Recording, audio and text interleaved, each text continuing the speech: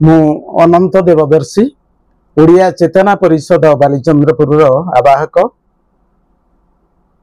आज उत्कल दिवस से विषय आप मतामत रखिए।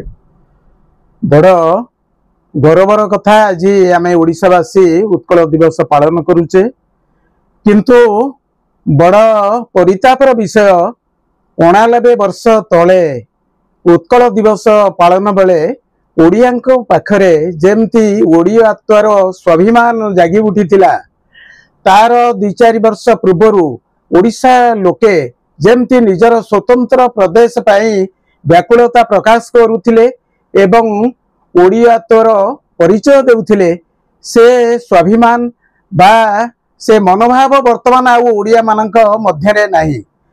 आउ द्वितीय कथा होउची ओडिशार सीमांत जिला सीमांत सहर गुड़िकरे एबे अण ओडियांक प्रभुत्व देखिले जना पड़े ये बोधे ओडिशा राज्यर एक अंश कि नुहे। आमर ओडिशार शिल्प अर्थनीति एवं सामाजिक क्षेत्र रे मध्य ओडिया मानकर प्रभाव एवं ओडिया मानकर सक्रियता धीरे धीरे गौण हो जाउची। यह बड़ दुखर विषय। जो ओडिया भाषा पाई आमे गोटे स्वतंत्र प्रदेश पाइले, से ओडिया भाषा प्रति मध्य आम ओडिया लोकंकर आधार कमी जाउची। ओडिया लोक माने इंग्राजी बा हिंदी भाषा रे कथबार्ता करिया को अधिक गर्व अनुभव करुचंती।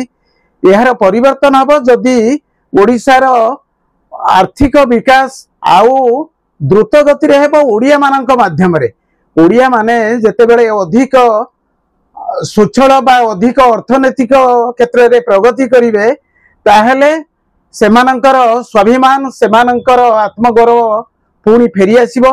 आमे ओडिया माने ए क्षेत्र रे समस्ते मिलीमिशी उद्यम करिवा वर्तमान जरूरी आवश्यक होई पड़िछि।